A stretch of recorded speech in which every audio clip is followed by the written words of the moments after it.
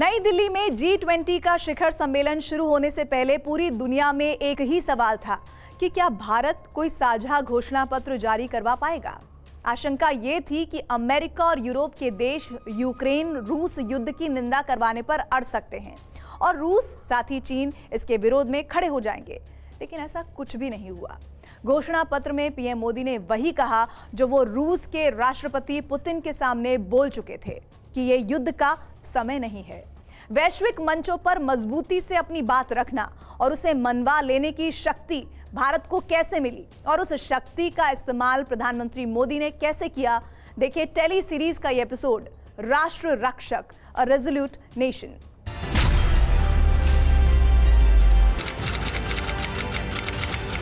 इक्कीस जनवरी 2023 नई दिल्ली।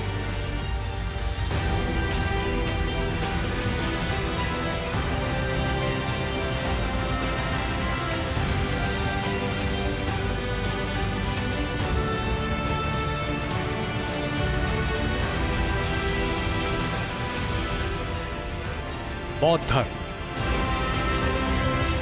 इसकी जड़ें भारत में हैं, लेकिन शाखाएं पूरी दुनिया में हैं।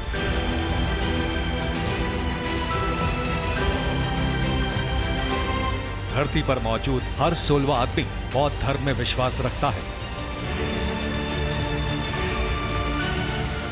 और उसी बौद्ध धर्म के सर्वोच्च धर्मगुरु 14वें दलाई लामा दिल्ली में Indian institute of public administration में भारत के ऐतिहासिक दर्शन के सामने नतमस्तक थे। दलाई लामा ने भारत की जिस विचारधारा की बात की, उससे दुनिया का पहला परिचय स्वामी विवेकानंद ने 11 सितंबर 1893 को शिकागो में हुए विश्व धर्म संसद के मंच से कराया था। भारत को फिर से विश्व गुरु बनाने के सपने का जन्म वहीं से हुआ। पूरी दुनिया में भारत को विश्व गुरु बताने का जो दौर अब चल रहा है, उसकी शुरुआत भी स्वामी विवेकानंद की जन्म और कर्म भूमि से हुई।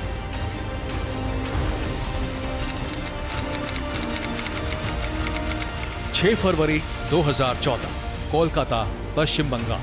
स्वामी विवेकानंद का सपना था कि हम फिर एक बार हमारी भारत माता को जगत गुरु बनाएं, हमारे भारत को विश्व गुरु के स्थान पर विराजित करें। यह स्वामी विवेकानंद जी का सपना था और सदियों पहले वो समय था जब भारत विश्व गुरु था। ये कोई नया सपना नहीं था, इसलिए सवाल भी उठा कि भारत को विश्व गुरु बनाने के लिए रोड मैप क्या होगा। आर्थिक मोर्चे पर भारत विश्व की उभरती हुई शक्ति के तौर पर पहचान बना चुका था। कूटनीति के मोर्चे पर भारत की छवि सॉफ्ट स्टेट यानी नरम लचीले तेवर वाले देश की पहले से थी।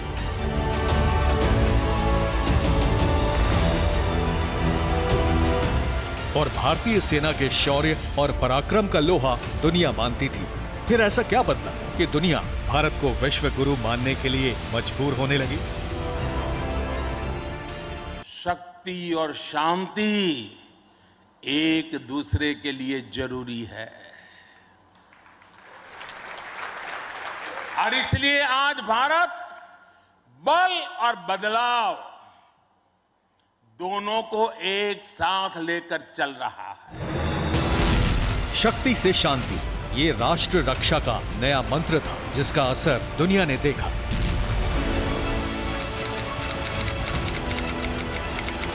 सत्ताईस फरवरी 2019, होरान गांव पीओके, जम्मू कश्मीर। पुलवामा आतंकी हमले का जवाब देने के लिए भारत की सर्जिकल स्ट्राइक के दौरान विंग कमांडर अभिनंदन वर्धमान का MiG-21 विमान क्रैश हो गया। पाकिस्तान के अवैध कब्जे वाले कश्मीर में विंग कमांडर अभिनंदन पाकिस्तान की कैद में थे। आशंका यही थी कि पाकिस्तान उनकी रिहाई के लिए भारत को ब्लैकमेल करेगा, लेकिन 24 घंटे बाद ही पाकिस्तान के सुर बदले हुए थे। पाकिस्तान की ये शराफत किसी के गले नहीं उतरी। पर्दे के पीछे क्या हुआ, इसकी पोल भी पाकिस्तान के नेशनल असेंबली में खुल गई। शक्ति से शांति, ये सबक भारत ने चीन को भी सिखाया। अगस्त 2017 में सिक्किम के पास डोकलाम में और जून 2020 में लद्दाख में अपनी सैन्य ताकत के घमंड में चूर चीन को भारत ने उसी की भाषा में समझाया। Please, don't lose one. सीमा पर अगर सैन्य शक्ति के प्रदर्शन की नौबत आए और देश भारत जैसा विशाल हो तो छोटे देशों में भय पैदा होता है, लेकिन सरहद पर भारत की ताकत से दुनिया में भय नहीं बल्कि भरोसा पैदा हुआ कि भारत की नीति और नीयत दोनों साफ है। जो सही है भारत उसके साथ है।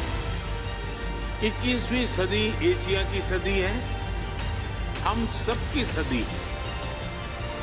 इसके लिए आवश्यक है कि हम एक rules based post Covid world order का निर्माण और मानव कल्याण के लिए सबका प्रयास, फ्री और ओपन इंडो पैसिफिक की प्रगति में और ग्लोबल साउथ की आवाज को बुलंद करने में हम सबके साझे हित है।